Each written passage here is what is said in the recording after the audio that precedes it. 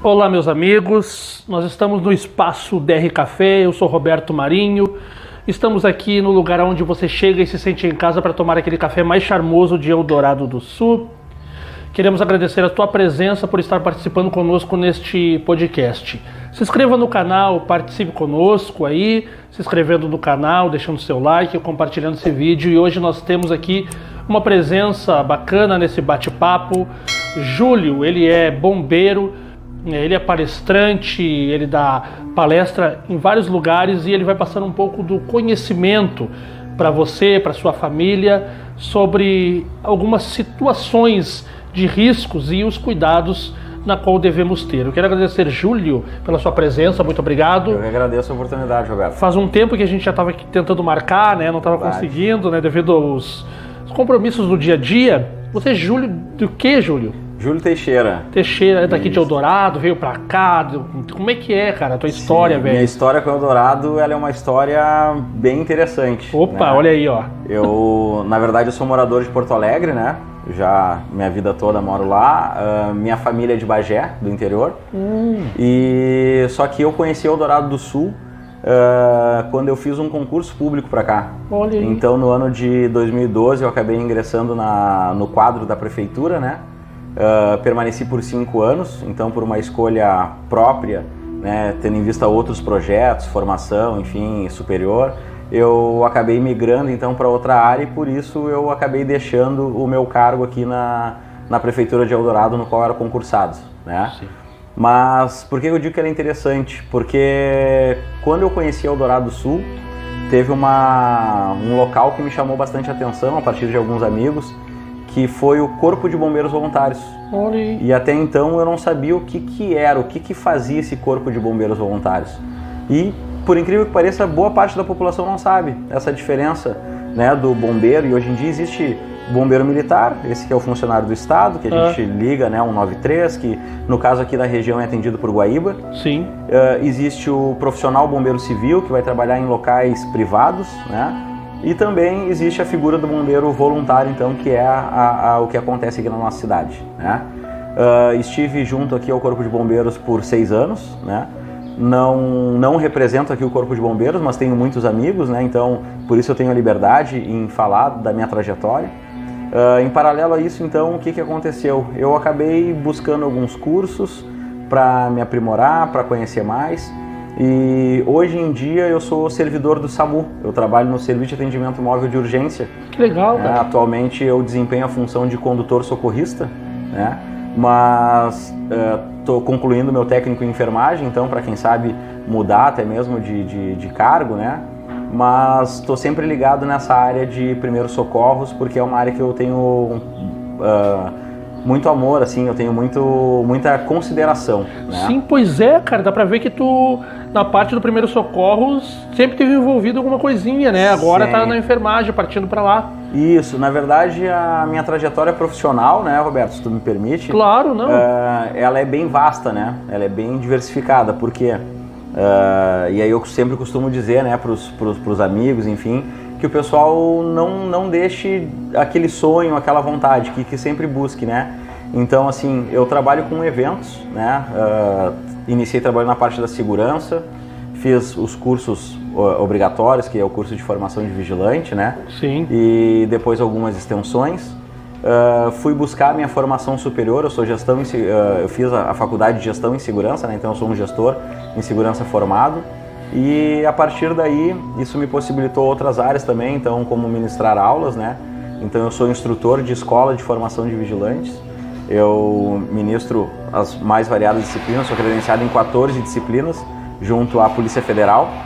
Toda a parte de segurança privada, quem regulamenta é a Polícia Federal. Sim. Seja a escola que forma o aluno ou que forma o novo profissional, seja o profissional que já está em campo trabalhando, seja lá no shopping, no banco, enfim, onde for, né?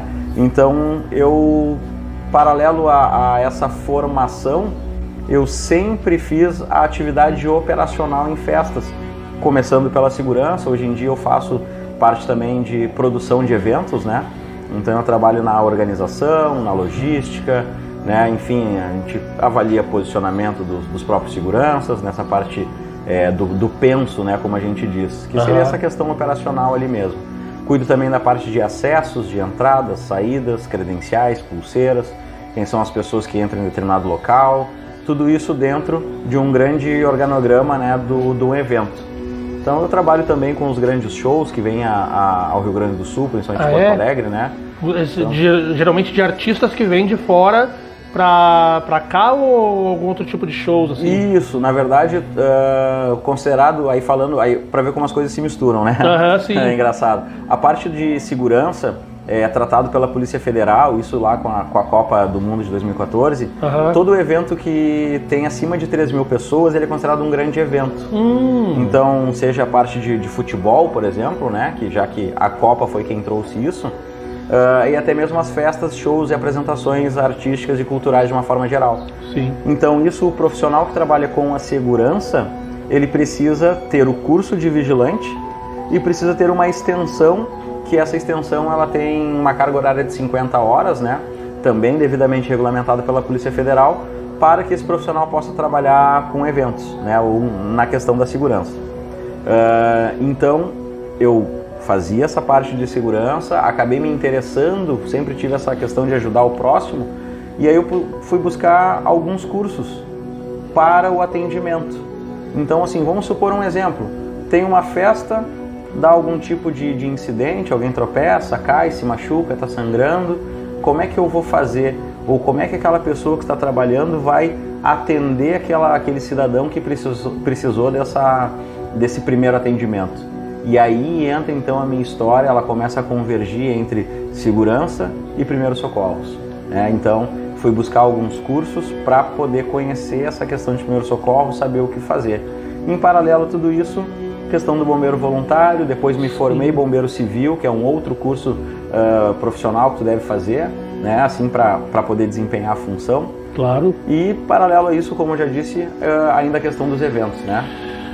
A respeito de bombeiro, cara, nem todo mundo entende, mas bombeiro não é só para ir apagar fogo, né?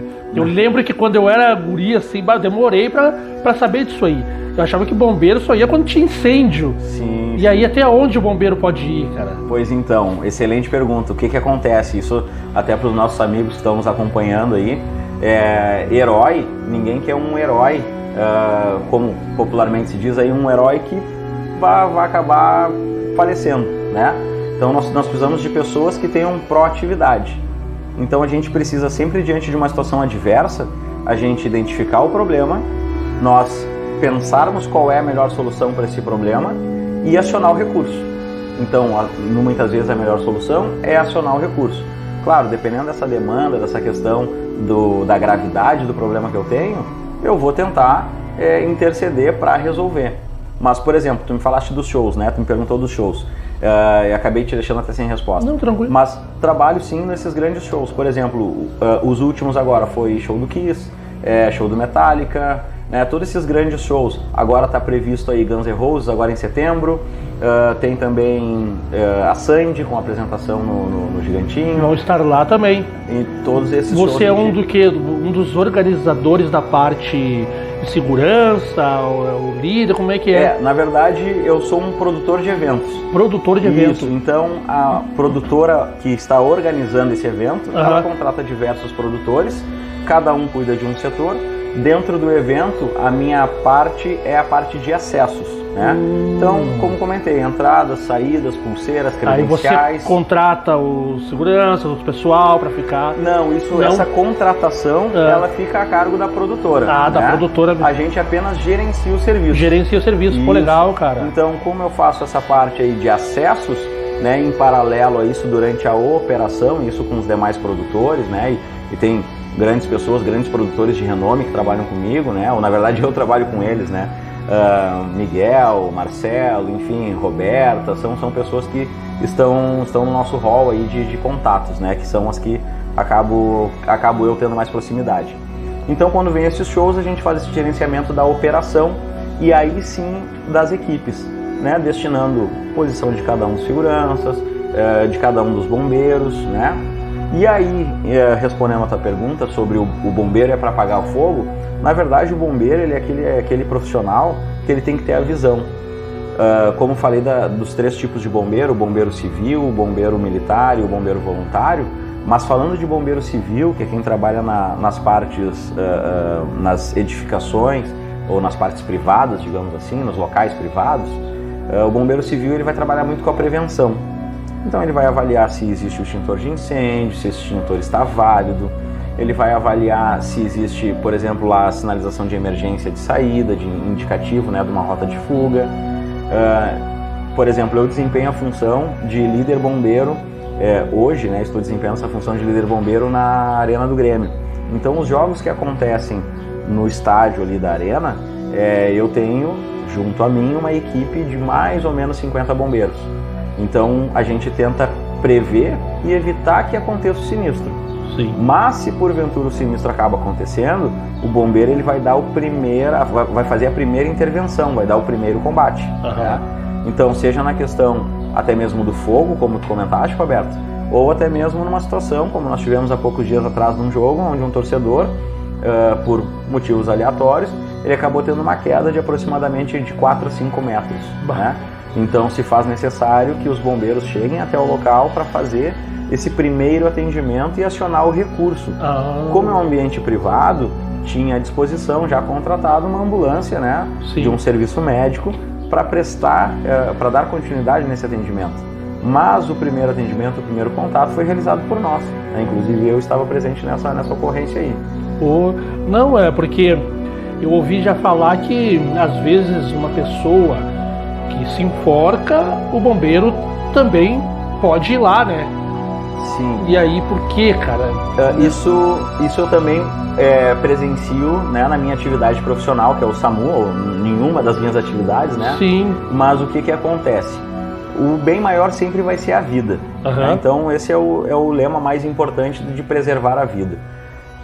Quando tem qualquer tipo de situação adversa, seja um incêndio, seja, enfim, uma pessoa que atentou contra a própria vida, ou seja um acidente de trânsito, qualquer coisa do gênero, a pessoa capacitada, mas não basta ela, por exemplo, estar capacitada e não ter equipamentos. Ela precisa ter o equipamento, ela precisa fazer essa avaliação se vale a pena ela entrar naquele cenário, naquele momento. Não que ela vá deixar de entrar, mas muitas vezes ela precisa, por exemplo, não adianta eu ter conhecimento e não ter equipamentos. Não adianta eu estar sozinho com conhecimento e com equipamentos se eu não tenho a minha equipe ou se eu não tenho pessoas para me ajudar. Então todo o trabalho ele é um conjunto. Então quando tu falaste assim de, por exemplo, uma pessoa que venha a atentar contra a própria vida, o bombeiro ele vai entrar para tentar salvar essa pessoa. Vai fazer uma avaliação básica de sinais vitais, se essa pessoa apresenta ou não sinais vitais, e aí para tentar todo um protocolo de reanimação dessa vítima. Né? Então se ela ainda se ela respira, se não respira. É claro que existem algumas condições onde vai ser avaliado se, a partir de um contato, e quem vai determinar ou quem vai decretar se há o óbito ou não, é o médico, com toda certeza. Né? Mas existem algumas situações que a gente chama de, por exemplo, uma lesão incompatível com a vida, que aí, mesmo que se tenha boa vontade, ou o próprio bombeiro queira tentar agir, ele vai acabar sendo limitada a sua ação.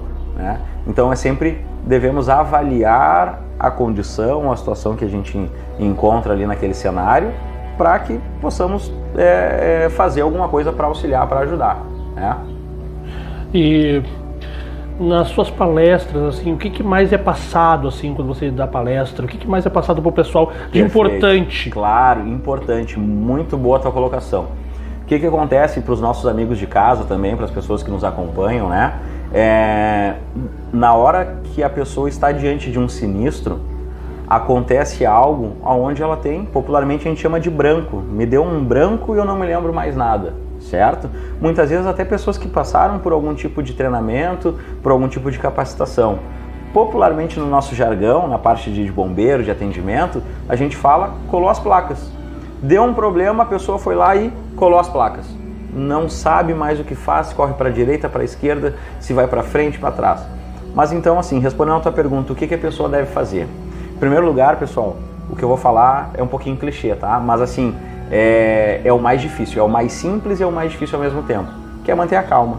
Preciso manter a calma, então eu costumo dizer, está diante de uma situação adversa, para um segundinho, olha aquela situação, pensa em qual ação deve ser tomada e a partir dessa ação, aí sim vai executar. O que as pessoas devem ter em mente então, Roberto? São os números de emergência.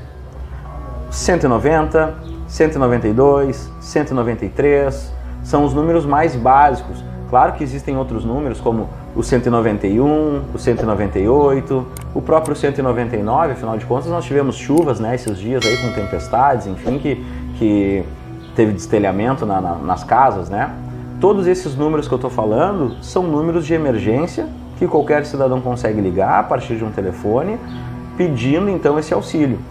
190, nossa Brigada Militar, né? Número nacional aí, que em qualquer estado do Brasil vai ligar 190, vai cair na Polícia Militar, no nosso caso aqui no Sul, a nossa Brigada, certo? Sim. 191 é a Polícia Rodoviária Federal. Às vezes as pessoas se esquecem, se confundem, mas muitas vezes quando está em deslocamento, eu digo isso, minha família é de Bagé, né? Então a gente pega muitas vezes a estrada aí para ir visitar os familiares, a gente tem que ter em mente. E aí pela minha conduta, pela minha posição já de bombeiro e por ter trabalhado na segurança, eu sempre vou avaliando em qual quilômetro que eu tô, né, algum ponto de referência, porque caso eu passe por algum sinistro ou até mesmo eu seja vítima de um sinistro, eu tendo condições de ligar, eu preciso dar alguma informação de um ponto de referência de onde eu estou. Continuando nos números de emergência, o 192, o nosso SAMU, Serviço de Atendimento Móvel de Urgência, né? Mas cidades que não têm o SAMU, por exemplo, aqui o caso de Eldorado, né? Se ligar 193, que é o número dos bombeiros militares, vai acabar caindo em Guaíba. Por vezes eles vão repassar o número dos bombeiros voluntários da cidade. Então a gente precisa sempre ter esses números de emergência já na mente, anotado no telefone, né? Continuando, 194, por exemplo, ou 197, enfim, são números que não são tão lembrados, que são das polícias, né? 194, Polícia Federal, 197, Polícia Civil. Sim. 198, a nossa antiga Polícia Rodoviária Estadual, que hoje em dia se chama Comando Rodoviário da Brigada Militar, né? Que esse é o 198, depois o 199, Defesa Civil. Então, Roberto, respondendo a tua pergunta, o que a gente passa nas instruções? Diversas informações. Claro. Mas o nosso ponto de partida, números de emergência. Números de emergência, Esse, claro. Qualquer criança deve saber, porque muitas vezes é aquele neto que está acompanhando o seu avô, que acabou tendo um mal súbito, né? Acabou passando mal, e é o neto ali, a criança que vai precisar ligar. Claro que responsabilidade dos pais e atenção para isso, não passar trotes, né? Ter essa responsabilidade, esse cuidado, mas com certeza os números de emergência é o nosso primeiro passo para a gente poder ter sucesso. Quais os maiores acidentes assim que estão no topo que acontece? Geralmente tem algum certo tipo de acidente que está mais em alta, assim, claro, mais chamado, assim, aconteceu isso aqui de novo. Claro que para isso a gente precisaria apresentar números estatísticos, né? Sim, sim. E aí então não estou representando o estado ou enfim o próprio município, mas eu posso dizer de maneira geral pelo que a gente sai para atender, né? Por exemplo, é muito comum, a gente ouve passando aí o carro que vende os produtos de limpeza nas garrafas PET. Olha né? aí, sim, claro. Partindo do princípio que essa venda ela é ilegal, né? Essa comercialização ela é ilegal, porque para que aconteça a venda desse produto, deve ter os mais diversos registros aí nos órgãos competentes, como por exemplo lá a Vigilância Sanitária, enfim, diversos órgãos que vão regulamentar a fabricação daquele produto e até mesmo a embalagem, né? A forma que esse produto é embalado. Mas então o que acontece? Muitas vezes o produto ele é colorido, ele é bonito, ele chama a atenção da criança. E aí tá aquela garrafa, né? A mãe tá talvez fazendo alguma outra atividade, ou até mesmo a criança ficou sozinha com o irmão um pouquinho mais velho, mas não deixam de ser crianças, né? E aí viu aquela garrafa colorida, aquele líquido bonito, acaba abrindo, acaba inalando ou até mesmo ingerindo, consumindo. E aí então acontece, já é um tipo de acidente, né, que acontece, que é bastante comum também. Sim, dentro da casa isso é bastante comum. Bastante comum. Há também outros tipos, né, por exemplo, as crianças brincando com fogo, né, e aí já diz aqueles ditados, quem brinca com fogo faz xixi na cama, né? Mas por que é importante esse tipo de conscientização? Por parte dos pais, por parte dos responsáveis. Muitas vezes as crianças, elas estão brincando ali com aquele fogo, e eu já atendi ocorrência assim, aqui mesmo em Eldorado, onde as crianças estavam brincando com fogo e colocaram fogo na cortina. Quando elas colocaram fogo na cortina, elas acabaram não conseguindo mais apagar. E aí o que aconteceu? Elas ficaram com medo que a mãe ou o responsável pudesse brigar com elas. E o que elas fizeram? Elas se esconderam dentro de casa, num armário, elas se esconderam para que a mãe não brigasse, né? Por sorte, os vizinhos identificaram aquela fumaça, acionaram o corpo de bombeiros e nós chegamos ao local para efetuar então, né, o combate a essas chamas, que era ainda um princípio de incêndio, não tinha tomado a casa, né? Não tinha vitimado nenhuma das crianças, ainda bem, né? Mas aconteceu. Muitas vezes pela falta de diálogo, talvez dos pais, ou por aquela cobrança excessiva, que se fizer alguma coisa errada vai ser penalizado, castigado, né? Então o que é importante? É importante que os pais conversem, né? Em primeiro lugar, que eles não tenham esse tipo de, como eu comentei antes, materiais de limpeza, sem a devida embalagem, mas que eles não tenham locais que seja de fácil acesso. Sempre num local que seja mais difícil o acesso, mais restrito esse acesso, para que a criança não chegue ali e não pegue. Questões como fogo, por exemplo, né? Ou enfim, os mais variados tipos aí, até mesmo armas de fogo, né? Então assim, que o responsável tenha a guarda desses objetos ou desses materiais num local apropriado, para que fique longe, por exemplo, das crianças. Se alguém passar mal na rua, digamos no centro, alguém passou mal, claro, o que se pode fazer e o que se não pode fazer quando junta aquele monte de gente na volta? Perfeito. Todo mundo quer ser herói, outros querem filmar. O que pode e o que não pode fazer, cara? Perfeita pergunta, perfeita colocação. O que acontece, Roberto? A gente ouve muito comumente que não pode tocar na vítima. Então tem alguém caído, às vezes as pessoas querem prestar algum tipo de ajuda, de auxílio, mas sempre tem alguém que diz assim, não toca na vítima. E muitas vezes aquela vítima, ela teve apenas uma síncope, ou seja, um desmaio. Então eu posso chegar até ela e avaliar e prestar algum tipo de apoio. Por que a gente tem sempre então que avaliar aquele cenário? Dentro da parte de primeiro socorro, de atendimento pré-hospitalar, do nosso chamado APH, nós temos um lema, né? Primeiro eu, segundo eu, terceiro eu, em quarto lugar a minha equipe e em quinto lugar a minha vítima, tá? Então, por que eu tenho que ter esse pensamento de primeiro eu, segundo eu, terceiro eu, tá? Porque eu tenho que estar bem, eu tenho que estar em condições. Como eu falei anteriormente, eu vou pensar depois na minha equipe, em quarto lugar minha equipe, porque sozinho muitas vezes eu não consigo fazer nada.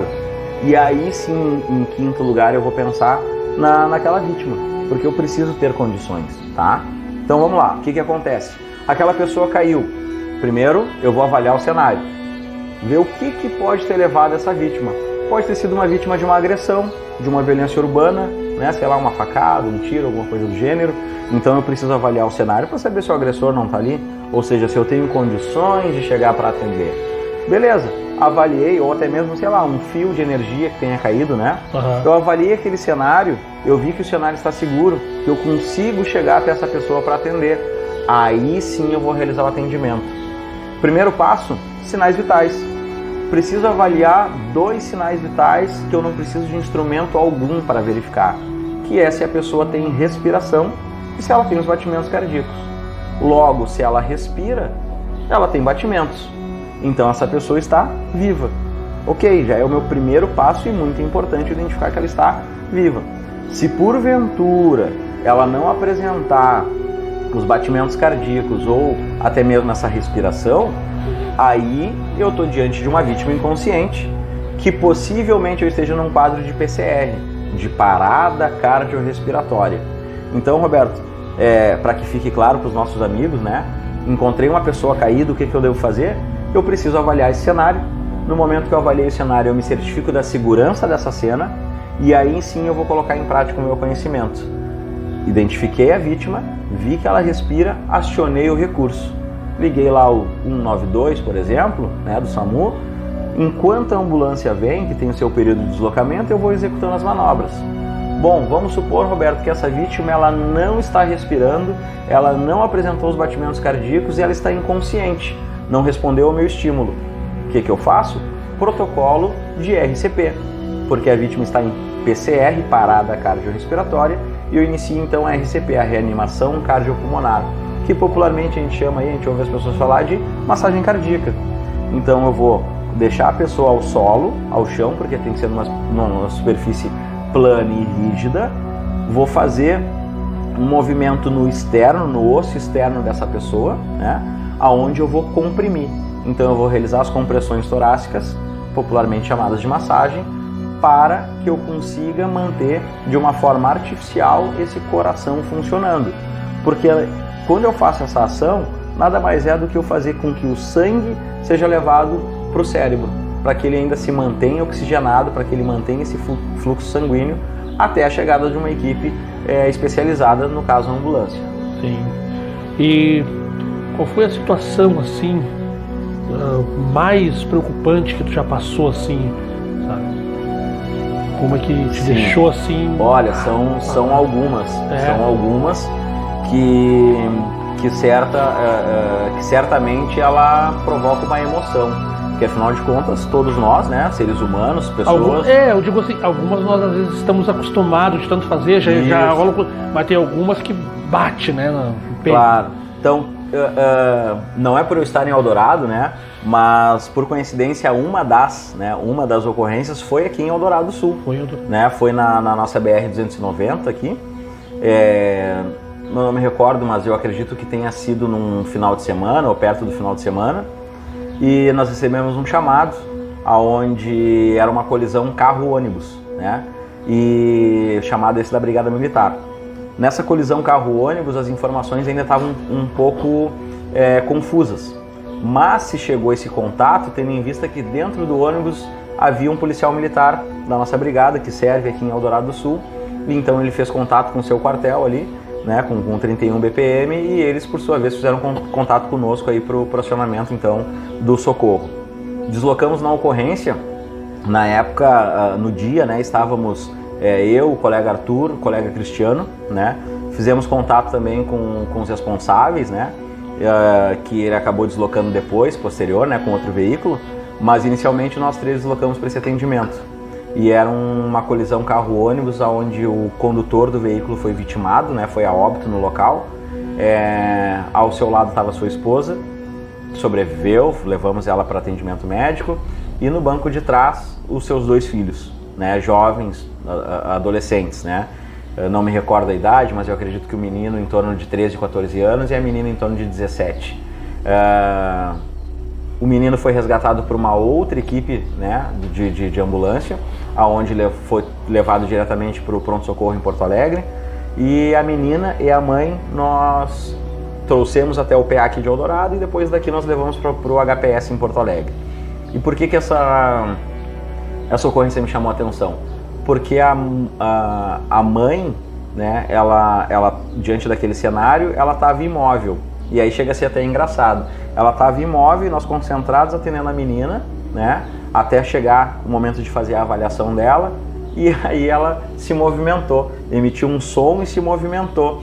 E isso, confesso aos amigos, acabou causando um certo susto, né? O bombeiro muitas vezes também se assusta, né? Sim. Então causou aquele susto ali onde, né, porque nós já havíamos identificado que o condutor não tinha sinais vitais presentes, né? Até pela forma em que ele estava posicionado ali, enfim, ele já estava em óbito no local. Então por isso que gerou esse susto. Mas isso passou rápido, né? O susto a gente já se recompôs ali e iniciamos então e continuamos com o nosso atendimento. Então, claro, esse é apenas um exemplo de tantos aí.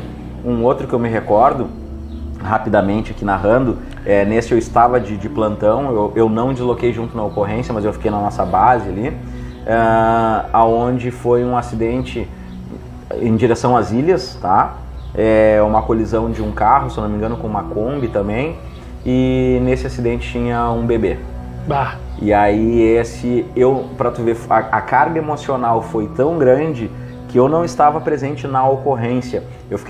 Nesse dia eu fiquei na parte do telefone, né, no atendimento de ocorrências, nas anotações. Mas a equipe chegou tão abalada, né? E aí tu imagina uma equipe composta aí por 4 profissionais, mas são 4 pessoas, né? 4 homens que têm sentimentos, enfim, homens e mulheres. E a carga emocional foi tão grande onde todos desabaram. Desabaram porque quando chegaram, identificaram aquela criança, num primeiro momento alguns acharam que se tratava até de um boneco, alguma coisa assim, né? Pela forma como era a cinemática do local e a forma como estava colocado aquele corpo, aquele nenê.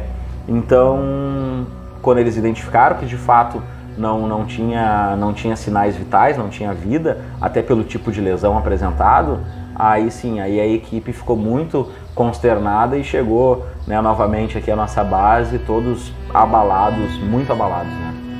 Ah, e no meio de tanta situação difícil, para nós terminar essa conversa que tá bacana demais, e vamos marcar aí mais para frente um pouco mais, né, de conhecimento vindo da sua parte aí em outros assuntos.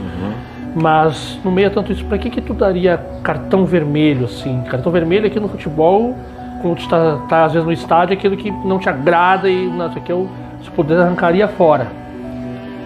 Em qual sentido, Roberto? Porque essa tua pergunta ela é muito interessante, muito ampla e ao mesmo tempo me coloca numa situação um pouco constrangedora.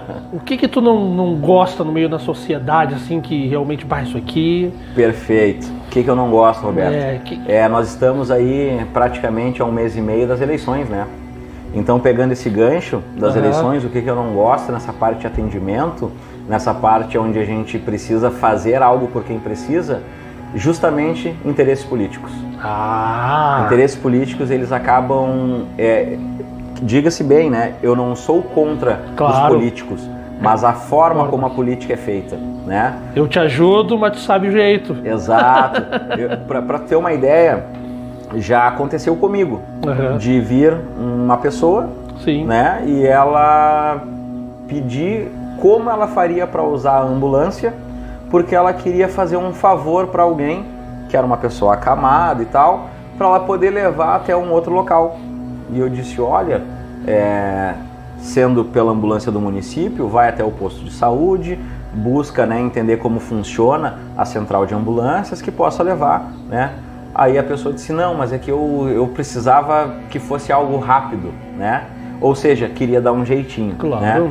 Então, assim, a gente vê muitos locais em que, nas mais diversas situações, acabam acontecendo brigas por interesses. E esses interesses nada mais são do que vantagens que envolvem também a questão política. Muitas vezes a questão política ela vem, ou essa forma, né, política vem para apadrinhar, né, para dar um jeitinho na forma daquilo ser feito.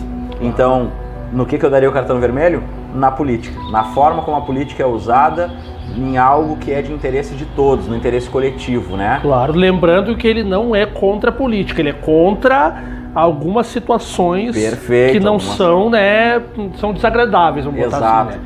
Se a pessoa pensasse no próximo, claro, né, e agisse com total imparcialidade, o sistema funcionaria.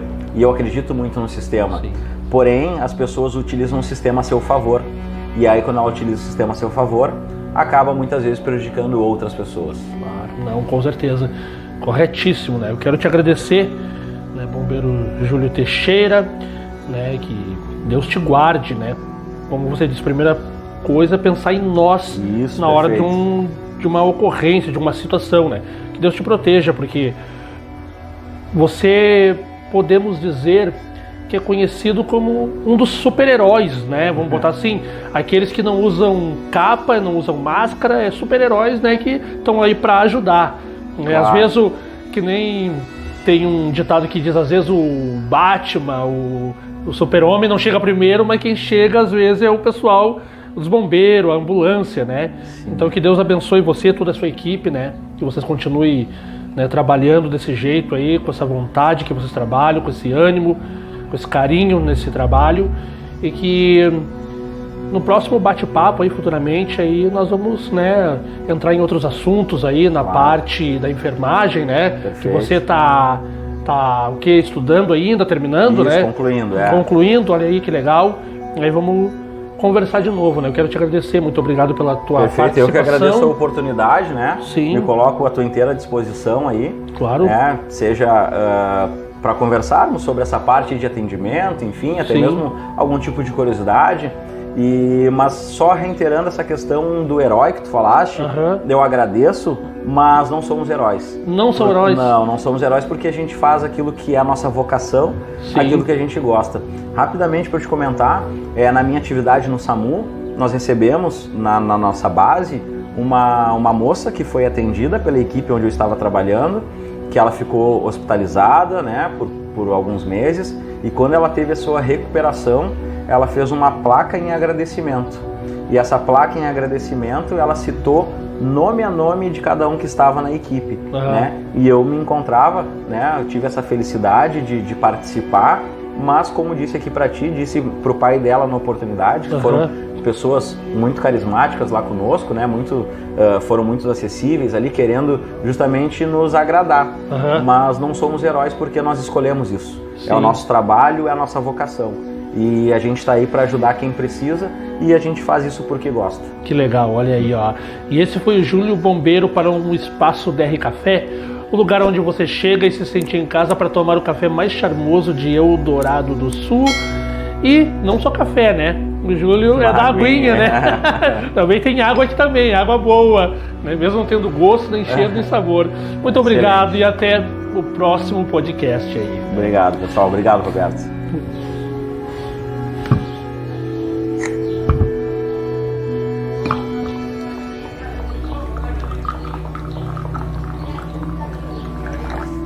Só ver se está de acordo aqui Então, aí pode,